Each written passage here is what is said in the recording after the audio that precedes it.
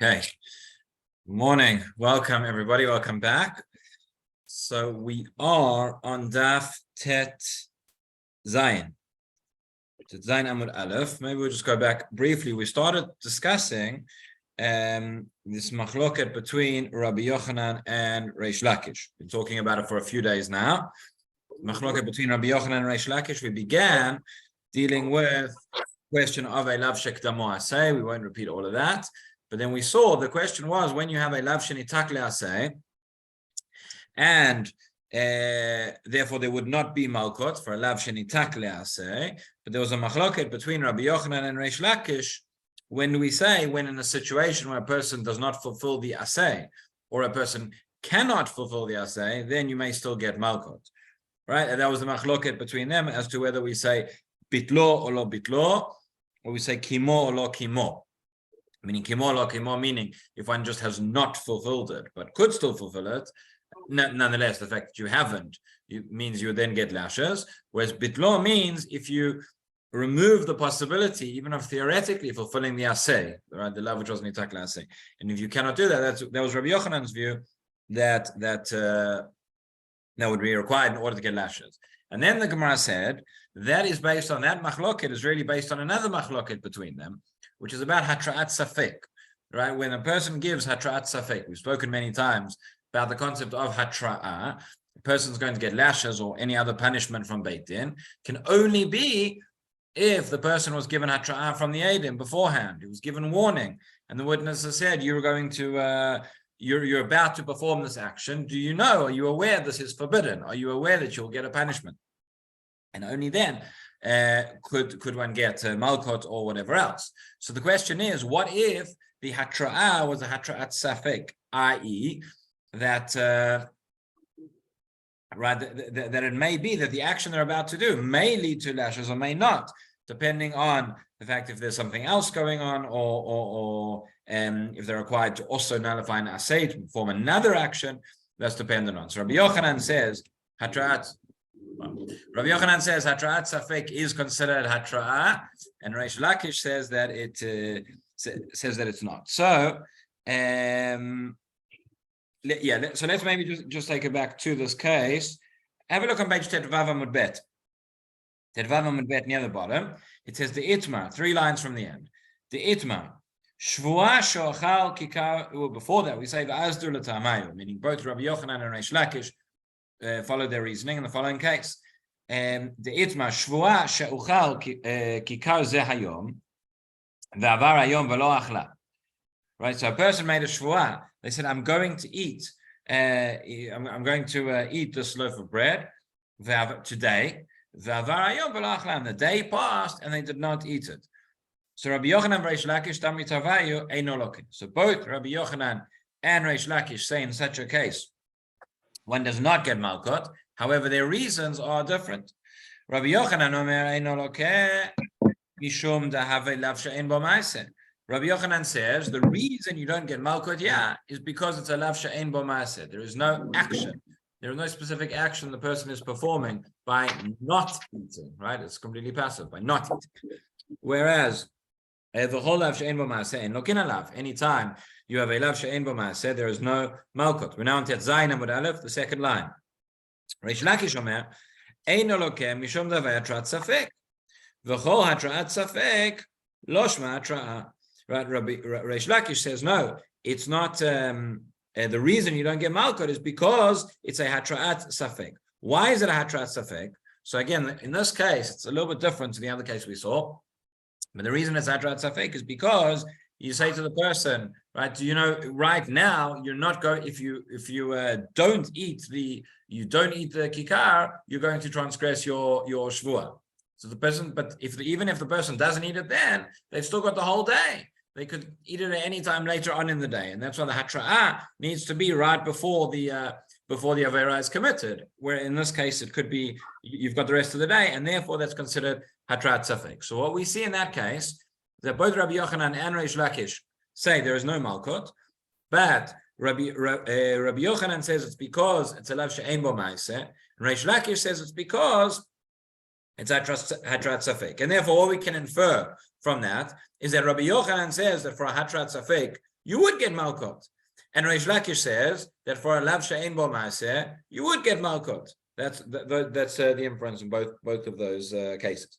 So therefore, continues the Gemara, v'tarvayu, the fourth line now, v'tarvayu alibad Rabbi Yehuda. Right, both Reish Lakish and Rabbi Yochanan, who are both Amoraim, they learn out from the words of Rabbi Yehuda in the Braita. What does Rabbi Yehuda teach us? And this connects to the parsha we just read, Parshat HaChodesh. The Rabbi Yehuda de Tanya, v'lo totiru mimenu ad boker, v'notam mimenu ad boker ba'esh tisrof. Right, so here we have the pasuk of dealing with notar, relating to the Korban Pesach, and again, this is one of the classic examples of a lav shenitak le'aseh. The Torah says there is a lav, lo totiru mimenu ad boker. Do not allow anything to remain from the Korban until the following day. By the way, generally speaking, you have with the Korban Shlamim, you have 2 days in which to eat it. The Korban Pesach only has to be consumed in 1 day, but don't leave anything over. That's the lav. And then v'hanotam mimenu ad boker, but whatever is left over, you have to burn. So that is the asay, meaning if you transgressed, and if you transgress the lav, you now have an asay to burn whatever is left, which is not. So says Rabbi Yehuda, in the Braita, he says the following. He says, "Ba katuv litein aseh achar lo taseh." The Torah comes here and gives you an aseh, gives you a positive mitzvah after the lo taseh. In other words, a lav shenitak leaseh, lomar she'en lokin alav, and that therefore teaches you there is no malkut. So says Rabbi Yehuda, in the case of notar from the Korban Pesach, in the case of notar in general, that is considered a lav shenitak leaseh, and because it is a lav shenitak leaseh, there is therefore no malkut. Again, the inference is, were it not to be a lav shenitak leaseh, there would be malkut. And now we can ask the question: what are we talking about? We're talking about notar. What did a person do in order to leave over from the korban? There wasn't any action that a person took. It was passive. It's very similar to the case that we just saw of the shvuah shachal kikar zayom, right? So it's going to fit the criteria of a lav she'ein bo ma'aseh. It's going to fit the criteria of hatrat safek, right? So we'll have to see how both Rabbi Yochanan and Reish Lakish are going to address that, how they're going to learn from that. Because again, the inference is, were it just for those principles by themselves, there would be malkut. Right? Rabbi Yochanan says, Hatrat Safek, you do get malkut. Reish Lakish is the one who says, Lav she'ein bo ma'aseh, you get malkut. So in this case of notar, you don't get malkut, only because, says Rabbi Yehuda, because it's a lav shenitak leaseh. Were it not a lav shenitak leaseh, then we would assume that you would get malkut. So says now the Gemara as follows. So he said, "Ba katuv litein aseh achar lo taseh, lomar she'en lokin alav." Divrei Rabbi Yehuda. So those are the words of Rabbi Yehuda. So now, Rabbi Yochanan diekachi. Rabbi Yochanan learns out. He makes the following inference. He says, "Tama deba katuv." The reason why there is no malkot in this case is because, as Rabbi Yehuda explained, deba katuv, because it's a lav hanitak leaseh. Halo ba katuv loke. However, had you not had the lav shenitak leaseh, had the Torah not included it in that way, then you would have had malkot, and you could say, "Ay alma hatrat safek shma hatra." Therefore, say that hatrat safek, this is Rabbi Yochanan's opinion, would be considered a hatra. Okay, let's just see Rashi here for a moment. I'm not quite sure how that follows. Because if it is, if the hatra'ah is postponed, we've just learnt that in fact there is no malkot. So now the fact that he could be, therefore the notar could be eaten at any time. He hasn't eaten it yet, but it could be eaten at any time. Why do you therefore infer that there would be malkot? So you're right. There are no malkot. The inference is like this. We said the reason that Rabbi Yehuda says the reason there's no malkot is because it's a lav shenitak leaseh, right? But were it not to be a lav shenitak leaseh, we infer that there would be malkot, right? The fact that there is an assay after of burning the notar. So let's leave that for a moment now. Let's say, just assuming what's the lav? The lav of notar is it has to be consumed within 1 day and it can't be left over. So if you don't, if it was just that on its own, the inference is that would be Chiyuv Malkut. But says Rabbi Yochanan, wait a minute, that's Hatrat Safek. Because when have you transgressed love? Only when that period within which it has to be consumed has ended. So he gets the Hatra. Right now it's Hatrat Safek because he listens and he doesn't eat it, but later on in the day he could eat it. So therefore, that's what Rabbi Yochanan is arguing. So let's just see Reish Lakish. So the Gemara continues. Then it says Reish Lakish, Diekachi, right? Reish Lakish learns out the following diuk.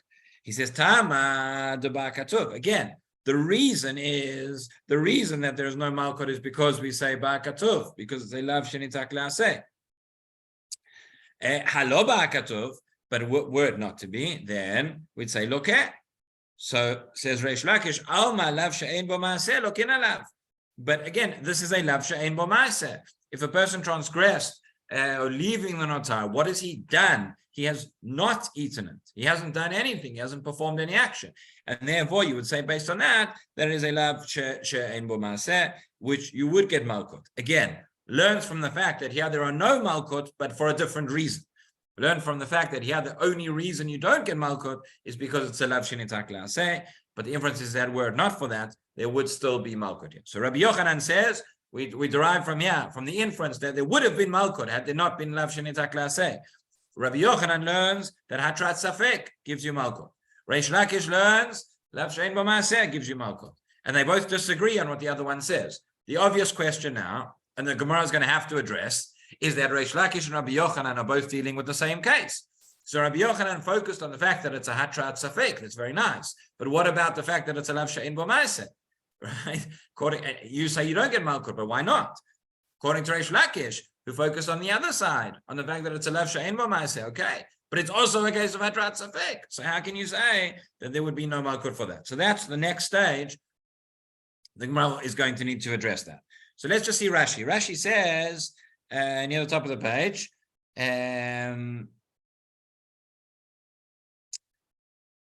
right, really already talking just about the previous case. The first Rashi says, Mishum dahavale lav she'ein bo ma'aseh. This is where we introduced this machloket.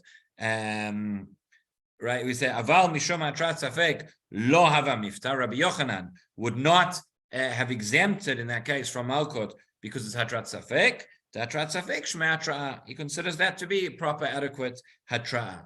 On the other case, Reish Lakish, who exempted because of hatrat safek, says Rashi, Mishum dahav yalei hatrat safek, aval mishum lav she'ein bo ma'aseh, but because it's a lav which has no action, lo hava mifta, he would not have exempted for that reason. The kasava lav she'ein bo ma'aseh lo kin alav, because he holds Reish Lakish that one would get still malkut for that. Okay, so then we said both of them learn based on the Braita, based on the words of Rabbi Yehuda. Tarvayu aliba de Rabbi Yehuda, says Rashi, de amar gabei notar, itztrich lenetukei lav le'aseh. Right, says Rabbi Yehuda, by notar we need to know, the Torah has to make it a lav shenitak le'aseh. That is the reason why we exempt from malkot. Af al gav the hatrat safeki, even though this would be a case of hatrat safek, and v'lav she'ein bo ma'aseh. And it would be a case of a lav she'ein bo ma'aseh, which has no action. Rabbi Yochanan diek minei al ma'atrat safek shma hatra'ah. So Rabbi Yochanan learns out here the inference that hatrat safek would be considered hatra'ah. Reish Lakish diek minei al ma'lav she'ein bo ma'aseh lo kin alav. And Reish Lakish learns the other inference that a lav she'ein bo ma'aseh would get malkut. Ulakame parich. And later on, it's going to question, right? That both of them could have learned the inference the other way. How did they do that? Right? That's Rashi. Interesting, as we've pointed out, I think a number of times, when Rashi points out to us that the Gemara later on is going to address something, going to ask a question. Right? We know that, but it's when there's something which is very, very obvious and very, very clear. So Rashi sometimes points out, well, the Gemara is going to discuss it because it should really be jumping out at us already. So then he says, Ha vaday hatrat safeki.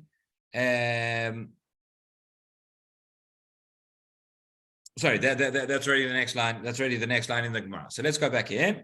So we are about 10 lines down.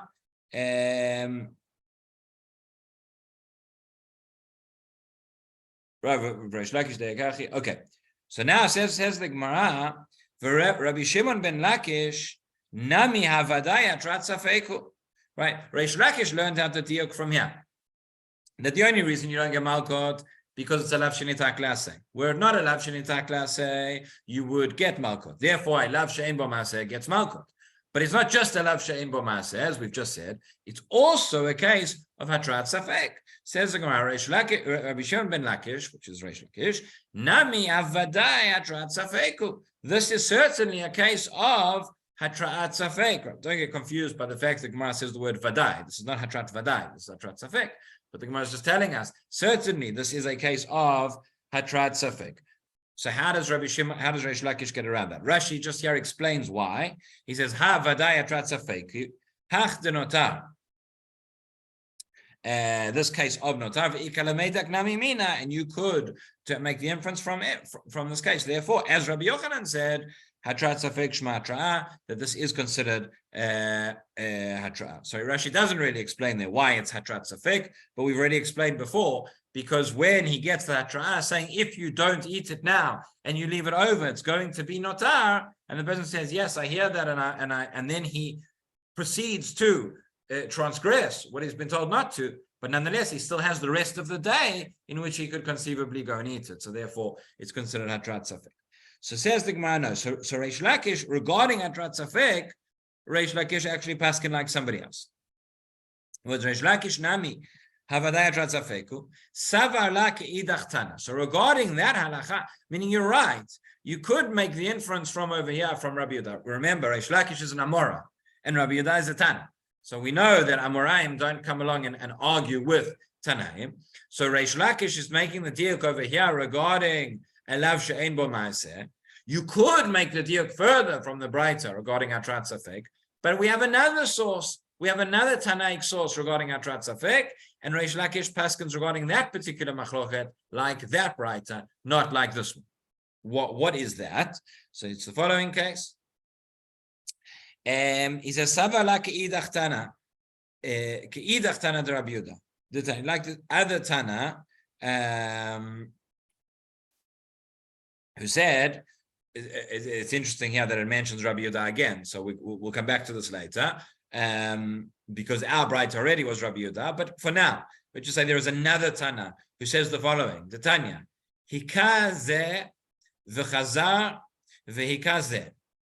Kilel ze v'chazar v'kilel ze, hika shnehem b'vat achat or kilel shnehem b'vat achat. So what is this talking about? This Braita is talking about if a person goes, the Torah tells us that if a person was to strike one's parent, we spoke about this a little bit earlier on when we discussed the Arei Miklat.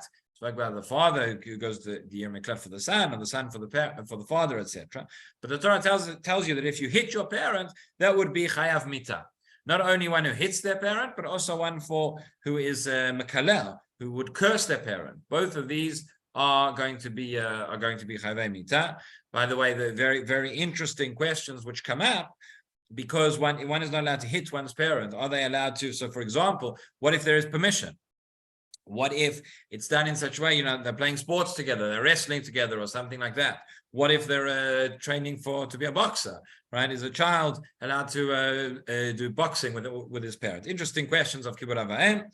But in any event, the case is that if one would hit one's parent or one would curse one's parent, they would be chayav for that. Now over here, you have a situation whereby we're not sure who the father is. Okay, have a look at Rashi. He says, "Hika ze v'chulei, mi shegiresh et ishto v'niset v'yalda safek ben tesha larishon, safek ben sheva la'achalon." So a person got divorced, and he then remarried, and his wife then had a child, and we're not sure if the child is, we know who the mother is, but we're not sure who the father is. If it is the father of, if this is 7 months after they got married, so we're not sure if she was already pregnant from the previous husband, and therefore he's the father, and the child was born after 9 months, or really from the second one, and the child was born after 7 months. Now, this case shouldn't happen. That's why there is a halacha that if after somebody gets divorced, one has to wait 3 months, what's called shloshet chodshei avchana, before they can get married, in order to prevent such a case, so that if there is a child afterwards, we'll know who the father is. And it's also interesting why 3 months and why ben tet ben sheva, right? We talk about here 9 months and 7 months. So this comes up in Masechet Shabbat, and it comes up in Hilchot Shabbat regarding refuah, and it's very interesting. And this is one of the sources from where we see that the refuah, which was in the days of Chazal, and the refuah that we have today is a little bit different. And everybody agrees that we go by the current medical knowledge, and certainly in this instance. For example, the Gemara in Shabbat talks about that if you have a child which is born premature, so if it was born between, Chazal understood that a child that was born after 7 months would be viable, but that could be viable, but that a child born after 8 months could not be. In those days, nowadays that is not true. And nowadays, Rav Shlomo Zalman said that anybody who follows that halacha in terms of not taking care of a child who was born after 8 months on Shabbat, right, because the child can't survive, anybody who acts in that way would be a rotzeach. That is not the way that we act nowadays. Modern medical knowledge is a bit different, but they believed, seemingly, and there are sources that indicate this, that there were two tracks, really. There were 2 types of children who could be born. There were children who were born after 7 months, and there were children born after 9 months. And therefore, if the child was born after 7 months, it could be a normal, healthy child. If it was born after 9 months, it could be a normal, healthy child. If it was born after 8 months, then it was premature, and then it couldn't survive. That was how they understood it medically. Today, medically, we understand differently. The principles of pikuach nefesh, etc., all still apply, and that's how that's how it works nowadays. But so therefore, you have these 3 months in between. But the person, for whatever reason, did not wait the 3 months that they were required to. And therefore, the child is born. You don't know, the point is, you don't know who the father is, right? So you have the first husband and the second husband. And one of them, this is before DNA testing, right? One of them may be the father. By the way, I'll just mention as well, apologies for slightly digressing, but we'll talk about DNA testing. There's one very interesting question which comes up nowadays, and it's been coming up for the last 50, 60 years or so. What is the permissibility of DNA testing, blood testing, scientific evidence, etc. in halakha? So when this first came up, when they started the DNA tests we have today are far more sophisticated, but initially you had a blood test to determine paternity. So there were, believe it or not, there were poskim who said, the Gemara Nida tells us that there are 3 partners in the creation of, there are 3 Kedushin as well, but there are 3 partners in the creation of man, right? There is the father, there is the mother, and HaKadosh Baruch Hu. And there's a Gemara Nida, I think we may have mentioned this in one of the Torah and Science Shiurim, but the Gemara Nida tells us exactly which parts each of the partners contributes. And it says, for example, that all the parts, the red, the blood, etc., comes from the mother. It says the white comes from the father, and certain other things, certain more spiritual characteristics come from HaKadosh Baruch Hu. Right? How literally we are to take this Gemara, I don't believe this Gemara is meant to be taken literally, but there were poskim, so when they first came out with blood tests, said, how can it be? How can you say that the Gemara says that the red comes from the mother? Therefore, how could you do a blood test that contradicts the Gemara, that contradicts halakha, and that would not be an indication? And there were other poskim, Rav Herzog amongst them, who got very, very angry at this. They said, what are you talking about? The Gemara is not meant to be taken literally, and it's not contradicting scientific evidence. And he says, Rav Herzog actually has a very harsh letter. He writes to one of the Rabbanim, and he says, you're like an ostrich. You've got your head you're digging your head in the sand. The whole world is moving forward, and we, the Torah, the rabbis, are going to be left behind. So he was very critical of that. So in terms of, again, if the test is scientifically accurate, there is large grounds to allow it and to rely on it in halakha. In any event, here there was no test. We don't know. So we don't know who the father is. 2 individuals, one of which is the father of this person. So he went and he hit them both. Right? So the question is going to be, if the one he hit was his father, he's going to be chayav mitah. If the one he hit was not his father, he won't be. So what is the din? So says Rashi. Rashi continues. Hikazeh v'chazav hikazeh b'shtei hatraot davere kochad hatrat safek. So if it happened there, there were 2 different hatraot, right? He's about to hit the person, and the witnesses come. They say, "Be careful! You're about to hit your father. You're not allowed to do that. You're going to be punished." He says, "Okay," and he hits him anyway. Then later on, the same thing happens. So both of those instances were a case of hatrat safek, because maybe it was his father, maybe it wasn't. Right? So let's see the Gemara again. So So that is when it's zeh achar zeh. But what happens if it's bevat achat in one go? So it says Rashi, bevat achat, be'atra achat, betoch kadei dibur. Right? He's about to hit, and they say you're about to hit your father, and then within a few seconds of that hatra, he hits both of them. Right? So then it's not hatrat safek. There it's hatrat vadai, because he's definitely hitting his father is one of them. It says Rashi, batra achat, betoch kadei dibur, davir hatrat vadai. Right? That is a certain. That is hatrat vadai. Demiman afshach chad minayu avuhu. One of them is the father. So see the Gemara again. So the Gemara says like this: the Braita, the Tanya, hikazeh v'chazar v'kazeh. Right. So he hit one first, and then he went and hit the other one. It's one after the other. Kilel zeh v'chazar v'kilel zeh. Again, that's a case of cursing, but it's one after the other. Hikash shnehem bevat achat or kilel shnehem bevat achat. So this is the first opinion, according to the Tana Kama here, whether he hit one after the other, or at the same time, whether there was one hatra'ah for both of them, or there was a separate hatra'ah for each. Either way, chayav, right? So that would stand to reason with what Rabbi Yochanan taught us, that here there's a hatra'at safek, and one would be chayav for that. However, Braita continues, Rabbi Yehuda Omer, bevat achat chayav, bezeh achar patur, right? If it was all done in one go, with one hatra'ah, then it'd be chayav. But if it was bezeh achar zeh, with two separate hatra'ot, then it'd be patur. So that is essentially what Rabbi Yehuda is telling us, is that if there is a hatra'at safek, that is not a hatra'ah. And that is what Reish Lakish says. So Reish Lakish says, regarding this halacha of hatra'at safek, he paskins like Rabbi Yehuda in this Braita. But regarding although you could make the diuk from the other Braita, he doesn't make the diuk there because he paskins like this. Regarding lav she'ein bo ma'aseh, that's the diuk that he learns from over there. That is Reish Lakish. We now have to ask the question the other way around, right? What about Rabbi Yochanan? Rabbi Yochanan, who said that we make the diuk to say that it's hatrat safek. Yes, hatrat safek is considered hatra'ah from our first Braita. What about the fact that it's a lav she'ein bo ma'aseh? Right.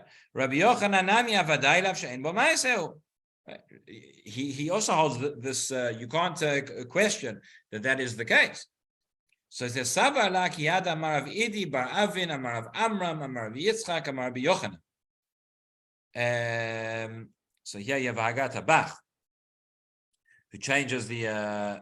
He says amar Rabbi Yochanan Omer Haya Rabbi Yehuda mishum Rabbi Yossi Aglili, because obviously this is right. He has in the word Omer. It's being said in the name of Rabbi Yossi Aglili. This is obviously Rabbi Yochanan is learning this, but he says. Again, our question was, what do we do with the fact that it's a lav she'ein bo ma'aseh, which he says you wouldn't get Makkot for? So he says, Kol lo ta'aseh shebatorah, lav sheyesh bo ma'aseh lo ken alav, lav she'ein bo ma'aseh ein lo ken alav. Right? So the principle is, anytime we have a lo ta'aseh, we have a lav in the Torah, if it is a lav sheyesh bo ma'aseh, if it is accompanied by an action, then you would get Makkot. But if it's a lav she'ein bo ma'aseh, ein lo ken alav. But if there is no action, then you would not get Makkot, with some exceptions. Chutz, what are the exceptions? Chutz min hanishba u'meimer v'amekalel et chavero b'Shem. Right. So you have these three exceptions. What are they? Number one, you have the case of nishba. Right. So somebody who takes an oath. That's what we saw before, right? If you take an oath, for example, that you take an oath that you will eat the bread and you don't eat it. So therefore, there's a lav she'ein bo ma'aseh. That could be one case, right? Somebody takes an oath and there is no action taken. Nonetheless, there would still be Makkot. Meimer. So this relates to the concept of tzmura. If somebody has a korban, somebody has an animal which they've designated as a korban, then they would not be allowed to switch that for a different animal. That is allowed. But the Torah tells us over there as well, if they were to do that, they would have to actually go and bring both of them as the korbanot. So you have the case of nishba, you have the case of memer, and you have the case of mekalel et chavero b'shem. All the three, somebody who curses somebody else using Hashem's name. In all three of these cases, the reason it's a lav she'ein bo ma'aseh is because it's with speech, it's with dibur, and dibur is not considered a ma'aseh. Nonetheless, says Rabbi Yossi Aglili that in all of these three cases, one would still get Makkot, even though it's a lav she'ein bo ma'aseh. So according to Rabbi Yochanan, there are also exceptions of the case of lav she'ein bo ma'aseh, and therefore that does not transgress or that does not contradict what he said before. But we are left now with a contradiction, because we said regarding Reish Lakish, right? Our original braita dealing with notar was said in the name of Rabbi Yehuda, and we said Reish Lakish learns out from there that in the name of Rabbi Yehuda that we say that lav she'ein bo ma'aseh you would get Malkut for. However, the fact that it's Hatrat Safek, right, as Rabbi Yochanan learned, it seems to be that Rabbi Yehuda himself says Hatrat Safek is considered Hatra. So we said Reish Lakish, no, Reish Lakish learns that for Hatrat Safek we don't consider Hatra from a different braita. The one regarding hitting one's parent, where we're not sure who the father is, but there it was the braita was said in the name of Rabbi Yehuda. So the first braita teaches us that according to Rabbi Yehuda, Hatrat Safek is considered Hatra. The second braita teaches us that according to Rabbi Yehuda, Hatrat Safek is not considered Hatra. So we resolved Reish Lakish by saying for Hatrat Safek, he paskins like the second braita, not the first. But the problem is both braitot are said in the name of Rabbi Yehuda. So Rabbi Yehuda himself is contradicting himself. Does Rabbi Yehuda hold that Hatrat Safek is Hatra or not? That's the question. So now says the Gemara. It says, right, Kasha, we are about 4 lines before the wide lines in the Gemara. It says Kasha de Rabbi Yehuda. So we have a difficulty. We have a contradiction of Rabbi Yehuda on Rabbi Yehuda. So answers the Gemara is going to give a different answer for Reish Lakish and for Rabbi Yochanan. We say Ilu Rabbi Shimon ben Lakish Trei Tanai Aliba de Rabbi Yehuda. If it is for Reish Lakish, we say there are 2 different Tanaim, right? 2 different traditions as to what it was that Rabbi Yehuda actually held, and therefore he can hold like Rabbi Yehuda, but he holds like the second braita. 2 different versions as to whether Rabbi Yehuda held by Hatrat Safek or not. Rabbi Yochanan, if it's for Rabbi Yochanan, on the other hand, lo kasha hadidei hadirabe. Slightly different answer. We say according to Rabbi Yochanan, we say one of the braitas is Rabbi Yehuda himself. That was the first one, and the second one is not him himself, but he's saying the name of his Rebbe. Right? It said Rabbi Yehuda Omer Mishum Rabbi Yossi Aglili. So that is not his actually his opinion, but that is the opinion of Rabbi Yossi Aglili, whereas Rabbi Yehuda himself would hold differently. Okay, I apologize. It's slightly early today, but we're going to finish there, and we will pick it up tomorrow. Yeshikach. Have a good day, everybody. Yeah. Thank you. Okay, have a great day, everyone.